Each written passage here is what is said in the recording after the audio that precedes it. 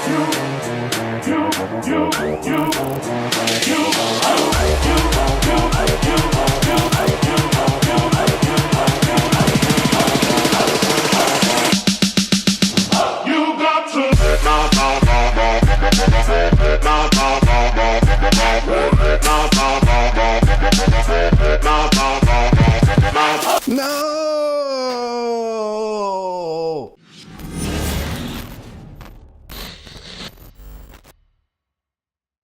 Hey everyone, Chris with Coalition Gaming, and we are here with a sort of budget RGB build. So let me quickly go over the parts.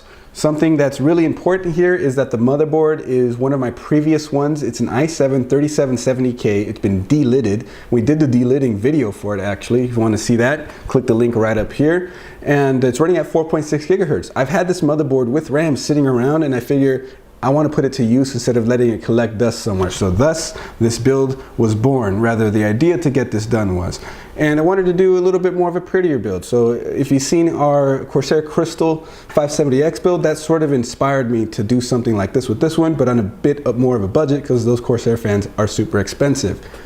So a bit on the components, I got a Zotac GTX 1060 6 gig amp edition. This is the mini one, and this was off of eBay for 160 bucks. Works great. It was a mining card, but I verified that it was ran undervolted and 50% fan speed, so if anything, it's perfectly fine. I also went with an Anidees triple fan ring light RGB fan kit. So that's gonna look nice in there. Two are already in the case. This one I left out so I can show you guys. I won an EVGA CLC 280 from the EVGA weekly live stream that they do. We have a video of a keyboard review of a keyboard that we actually won as well from those streams. That'll be linked right up here as well if you wanna check that out. There's more information on the EVGA streams there. Make sure to check those out because you can win cool stuff like this. I went ahead and swapped the fans from that to probably, I would say, maybe better looking fans than what come on the EGA ones. Special thanks to our subscriber Ronnie, because he sold me these fans. 140 millimeter RGB ring style fans are not cheap out there. There aren't any budget ones like in 120 mil like these ones. And Ronnie hooked it up, 30 bucks for a 3-pack. Two of them are here. And you know what? I don't know where the other one is at right now, but I will get to that. Also going with a 500 gig hard drive, some spare drives I had. This is a 128 gig SSD. Got an LED strip in here that we're going to be putting in there. And then something that was kind of cool is on the motherboard, rather on the RAM sticks, I mean, they're already on the motherboard, is we went with these up here RGB RAM heat sinks, because I had a couple of, I believe, 4 gig sticks that were bare. They didn't have any heat spreaders on them. And so I figure it's going to be really cool to just throw some RGB on there. I got these little heat sinks that light up to go on there, and it is going to add a little bit more to the wiring mess because the wires that hang off the back of them, but I think it'll turn out really nice. And then powering all that is an EVGA 650 watt G2 modular power supply, and all of that is going to be going inside a Raidmax Zeta case. And I picked this case out, 40 bucks on Newegg. It was on sale. Front mesh, it's going to have good airflow, and that's one of the reasons I went with it. I'm familiar with this case already, as it's more or less the same as a Raidmax Delta or Raidmax Alpha Prime. Both of we have videos on those, so check the description. All links will be down there. And then finally, going to be making that look prettier with these Asia Horse, I believe, sleeved extension cable kit. So that's going to make it look nice. We went with black and gray so it doesn't detract from the RGB too much. And well, let's get to it.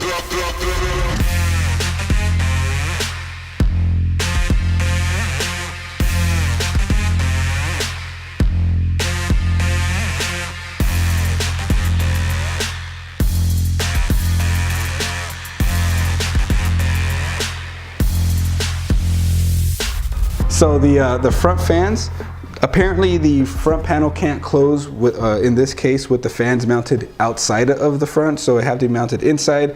Unfortunately, that's really going to kill the RGB-ness of the front look. Shining through the front, great. Kind of sad about that, but it is what it is. So onwards we keep moving.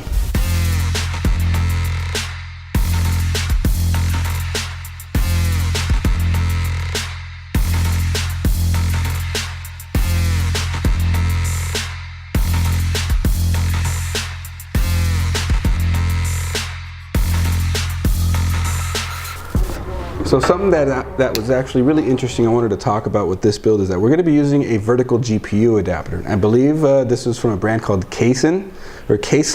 Got it on Amazon. It's 35 bucks, and it came with this what appears to be high quality riser cable. So the interesting thing about this is, unlike like the Cooler Master or Cable Mod vertical GPU adapter, because of how it sits in the case, you won't have to cut your slats in the back. You don't have to modify your case because it actually sits further back. So essentially like that, just like that.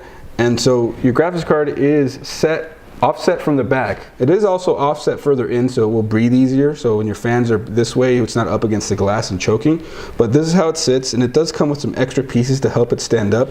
But it also comes with this HDMI extensions that you can put in one of the I/O slots there, the PCIe slots, because you are not going to be able to plug your cables directly through the slots into the graphics card. You need little extensions, or just run them through a gap in the side, which I may actually make use of right here with this one.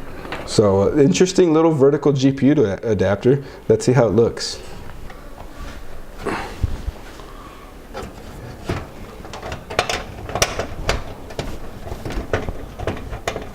This is a little interesting, but it seems like this is pulling back a little more than I expected it to, but everything seems to line up without any major modification. So let's go ahead and drop this in there. It's a little flimsy because of how it's on the PSU shroud, but nope, and I missed it. And there we go.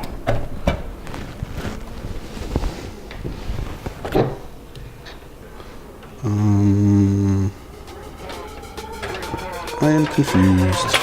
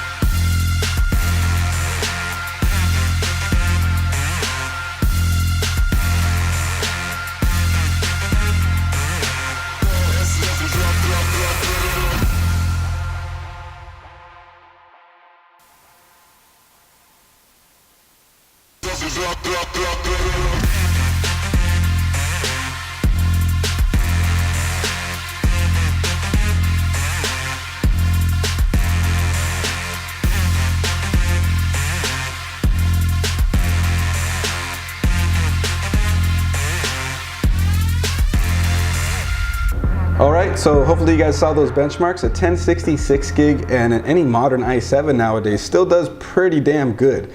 And well, that speaks for itself. So real quick, going over the parts, the Anidees fans were great. They have their own controller and their own control, so that was nice. The front fans, the Thermaltake RIING fans, also have their own controller, although it's not on a remote, so a little less nice, but still they look great, as well as the Anidees fans. But most importantly, out of all of this, the vertical GPU mount, the $35 mount, worked out perfectly in this case, especially with this graphics card. You will not want something that's too long because it does push in this way a little bit more. It just like it pushes the card back this way.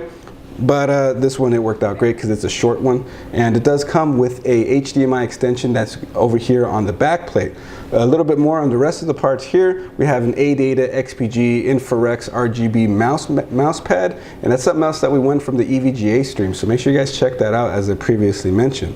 And then as well as I believe it's a Cooler Master RGB mouse, Cooler Master RGB headset, and a Drivo Bluetooth 4.0 / wired USB mechanical blue keyboard. Oh no, not mechanical brown is what it is actually. Nice and compact, really nice. I'm going to be using it with the living room setup that I have. I just wanted to feature it here to complete the ultimate RGB setup.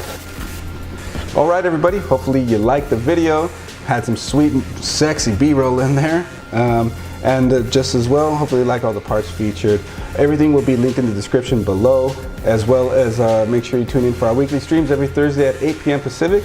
We'll see you guys in the next video. Bye.